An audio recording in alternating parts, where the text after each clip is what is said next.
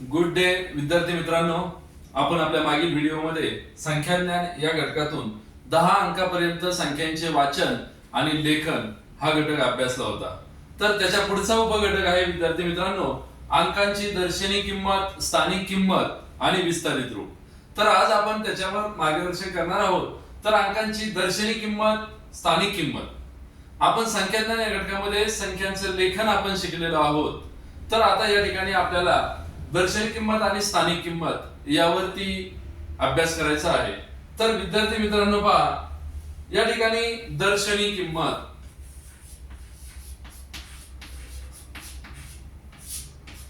दर्शनी किंमत. विद्यार्थी मित्रांनो, दर्शनी किंमत म्हणजे काय? कोणत्याही संख्येतील अंकाची दर्शनी किंमत त्या अंका एवढीच असते.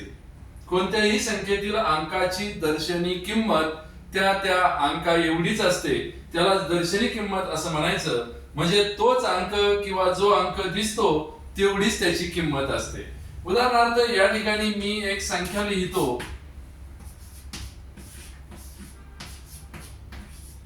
पहा, मागील व्हिडिओमध्ये मी सांगितलं का संख्यांचे गट प्रथम करायचे म्हणजे आपल्याला वाचन आणि लेखन करणं अतिशय सोपं होतं.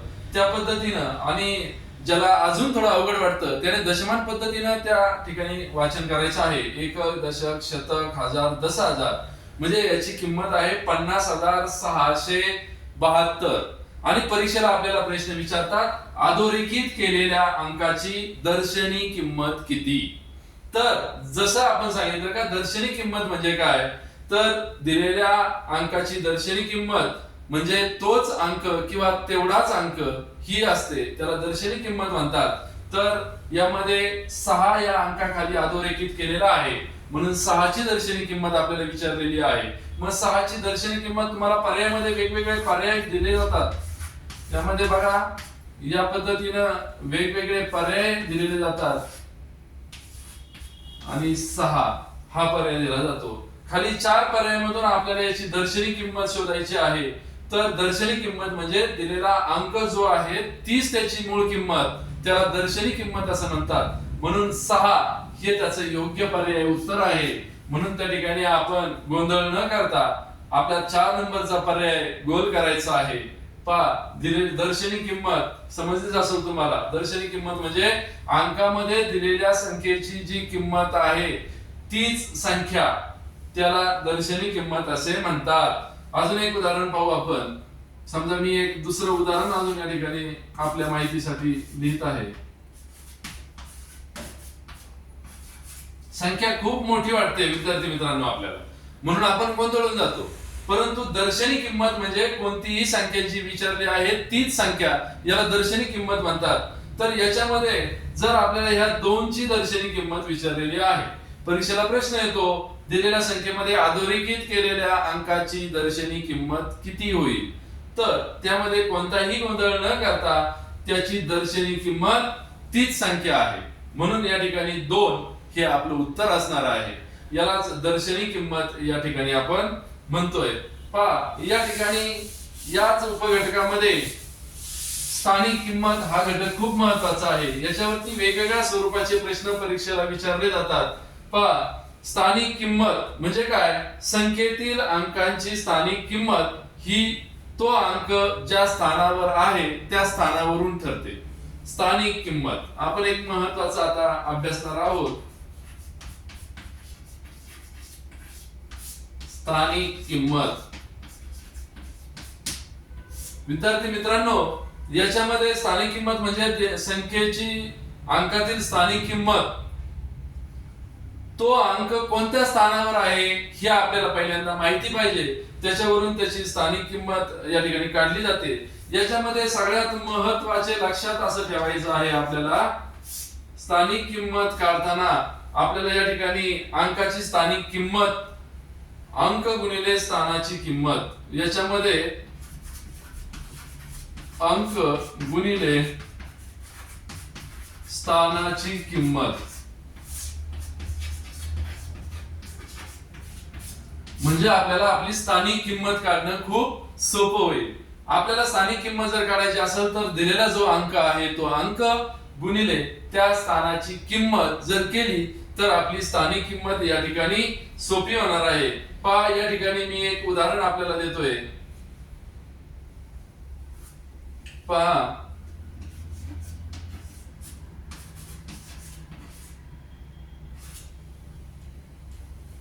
यामध्ये ह्या 2 या अंकाची स्थानिक किंमत आपल्याला काढायची आहे।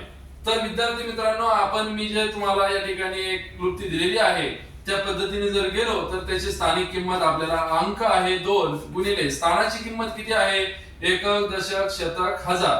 तर मग 2 गुणिले 1000 जर केले आपण तर या ठिकाणी आपलं उत्तर येणार आहे 2000। म्हणजे आपल्या या अंकाची स्थानिक किंमत किती असणार आहे 2000।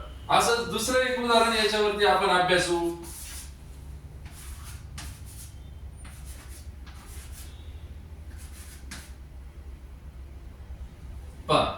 आता या ठिकाणी या 4 ची स्थानिक किंमत आपल्याला काढायला सांगितलेली आहे। तर दिलेला अंक किती आहे रे 4 गुणिले त्याची स्थानिक किंमत किती आहे एकक दशक शतक। शतक म्हणजे किती 100 हे आपण मागच्या चार्ट मध्ये पाहिलेलं आहे। तर 4 ची स्थानिक किंमत या ठिकाणी होईल 400। या पद्धतीचं स्थानिक किंमत आपल्याला काढायची आहे। आपण काळजीपूर्वक या पद्धतीने या घटकावरती अभ्यास केला पाहिजे। शून्य अंकाची व एकक स्थानी जो अंक असतो त्या अंकाची स्थानिक किंमत व दर्शनी किंमत सारखीच असते। शून्य अंकामध्ये येतो तुम्हाला परीक्षेला या संख्या मालिकेमध्ये तुम्हाला शून्य दिलेला असतो आणि त्याच्यामध्ये देखील तुम्हाला जर शून्याची दर्शनी किंमत किंवा स्थानिक किंमत विचारली तर त्याची शून्य ही अंका एवढी सारखीच असते हे एक लक्षात ठेवायचं असतो। त्याच्यानंतर पहा दिलेल्या अंकामध्ये आडव्या मांडणीमध्ये आपल्याला हे सगळं दिलेलं असतं आणि आपल्याला त्या पद्धतीनेच करायचं असतं। तुमच्या लक्षात या ठिकाणी अजून एक आला असेल किंवा 2 ने 1 ला गुणलं तर आपला गुणाकार 2 आलेला आहे आणि त्याच्या पुढे किती शून्य आहेत तेवढे शून्य तुम्ही तिथे दिलेले आहेत। त्याच्यानंतर इथं सुद्धा 4 ने 1 ला गुणलं तर 4 हे उत्तर आलं आणि त्याच्या पुढे किती संख्या आहेत तेवढे शून्य तुम्ही या ठिकाणी दिलेले आहेत। किंवा गुणाकारामध्ये सुद्धा शतक आपण वापरलं त्याच्या पुढचे 2 शून्य या ठिकाणी आपण लिहिलेले आहेत। त्याच्यानंतर विद्यार्थी मित्रांनो या ठिकाणी दुसरं एक महत्त्वाचं मी तुम्हाला असं सांगतो। पहा स्थानिक किंमत काढत असताना यामध्ये आपण अजून देखील या पद्धतीचं सोडू शकतो।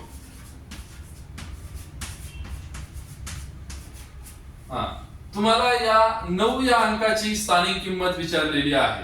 9 या अंकाची स्थानिक किंमत विचारलेली आहे।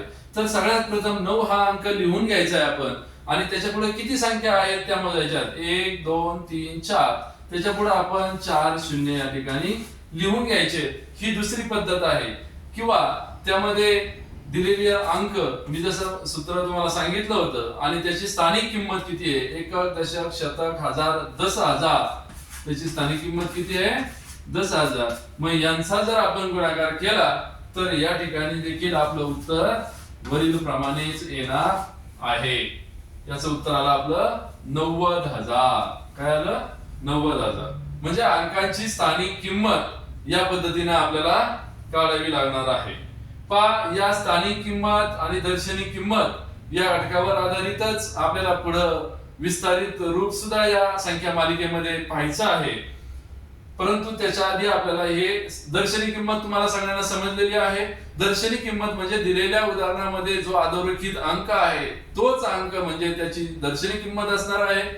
त्याच्यानंतर स्थानिक किंमत आपण पाहिलेली आहे। स्थानिक किंमत काढताना मी एक सूत्र तुम्हाला सांगितलेले आहे अधोरेखित केलेला अंक गुणिले आणि त्या स्थानाची किंमत त्यांची जर आपण गुणाकार केला तर या ठिकाणी आपलं उत्तर येऊ शकतं। किंवा ही दुसरी एक पद्धत सांगितली अधोरेखित केलेला अंक आणि त्याच्या पुढे किती संख्या आहेत तेवढे शून्य या ठिकाणी आपण दिलेले आहेत। म्हणजे तुमचं हे पण उत्तर बरोबर आहे आणि हे पण उत्तर बरोबर आहे। याचा उपयोग विद्यार्थी मित्रांनो आपल्याला पुढच्या आपल्या विस्तारित संख्या विस्तारित मांडणी याच्यासाठी देखील होणार आहे। परीक्षेला वेगवेगळ्या प्रकारचे याच्यावरती प्रश्न येतात त्याप्रमाणे ते प्रश्न आपण सोडवणं देखील खूप महत्त्वाचं आहे। पहा या ठिकाणी वेगवेगळ्या पद्धतीचे परीक्षेला प्रश्न येतात। एक उदाहरण म्हणून एक प्रश्न आपण या ठिकाणी घेणार आहोत।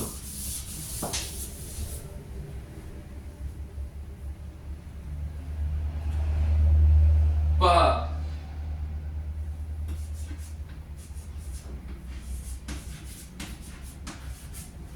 या संख्येतील सर्व अंकांच्या स्थानिक किमतींची बेरीज किती? सर्व अंकांच्या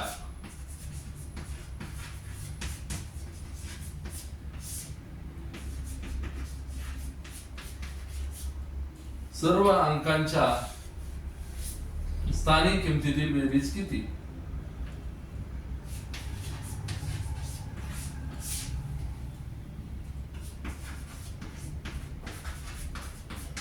किमतीतील बेरीज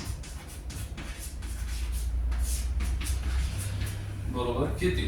तर विद्यार्थी मित्रांनो बघा, तुम्हाला या ठिकाणी एक संख्या दिलेली आहे, त्याप्रमाणे अंकांचा गट करून घ्या. त्या ठिकाणी 1 दशलक्ष, शतक, हजार, 10,000, लक्ष वाचायला आपल्याला संख्या सोपी झाली. 4,32,942 ही संख्या आपल्याला या ठिकाणी दिलेली आहे आणि आपला प्रश्न आहे या संख्येतील सर्व अंकांच्या स्थानिक किमतींची बेरीज किती? सर्व अंकांच्या स्थानिक किमतींची बेरीज म्हणजे तीच संख्या येते, संख्या बदलत नाही. आपण या सगळ्यांची उभी किंवा आडवी मांडणी करून जरी बेरीज केली तरी, परंतु आपल्याला कन्फ्युज होण्यासाठी याप्रमाणे असे प्रश्न परीक्षेला दिले जातात. तर आपण अंकांची उभी बेरीज करा किंवा आडवी बेरीज करा, एक लक्षात ठेवायचं का सर्व अंकांच्या स्थानिक किमतींची बेरीज म्हणजेच दिलेली पूर्ण संख्या तीच असते. म्हणजे आपलं उत्तर हीच संख्या येणार आहे. आपण कोणत्याही पद्धतीने बेरीज केली तरी आपलं उत्तर हेच येणार आहे. तर अशा प्रमाणे परीक्षेला प्रश्न याच्यावरती येतात. आज आपण पहा या उपघटकाच्या माध्यमातून अंकांची दर्शनी किंमत पाहिलेली आहे. दर्शनी किंमत म्हणजे तीच संख्या आपण पाहिलेली आहे. त्यानंतर दुसरा घटक पाहिला उपघटक स्थानिक किंमत. स्थानिक किंमत काढताना मी सांगितलं तुम्हाला, दिलेल्या संख्यामध्ये कोणत्याही अंकाच्या खाली अधोरेखित केलेलं असेल तर त्यामध्ये तो अंक गुणिले त्या अंकाची स्थानिक किंमत किती आहे ते त्या ठिकाणी लिहायचंय आणि त्यांचा गुणाकार म्हणजे त्या अंकाची स्थानिक किंमत येणार आहे. किंवा दुसऱ्या पद्धतीने मी सांगितलं, तो अंक लिहायचा, त्याच्या पुढे किती संख्या आहे तेवढे शून्य व्यवस्थित लिहून घ्यायचे आणि तो पर्यायात आपल्याला त्या ठिकाणी पाहायचा आहे. तर विद्यार्थी मित्रांनो, याच्यावरती वेगवेगळ्या स्वरूपात अंकात आणि अक्षरात परीक्षेला प्रश्न विचारले जातात. तर या ठिकाणी आपण आज अंकांची दर्शनी किंमत आणि स्थानिक किंमत यावरती मार्गदर्शन केलेलं आहे. आता याच घटकातील पुढील व्हिडिओमध्ये आपण विस्तारित मांडणी वरती कोणत्या स्वरूपात प्रश्न येतात हे अभ्यासणार आहोत. तर याच्यावरती तुम्ही वेगवेगळ्या प्रकारचे अंक घेऊन यावरती अजून काही जास्तीचे प्रश्न सोडवू शकता. तर आपण आता आपल्या पुढील व्हिडिओमध्ये भेटणार आहोत आपल्या बरोबर घेऊन विस्तारित मांडणी यावरती. धन्यवाद.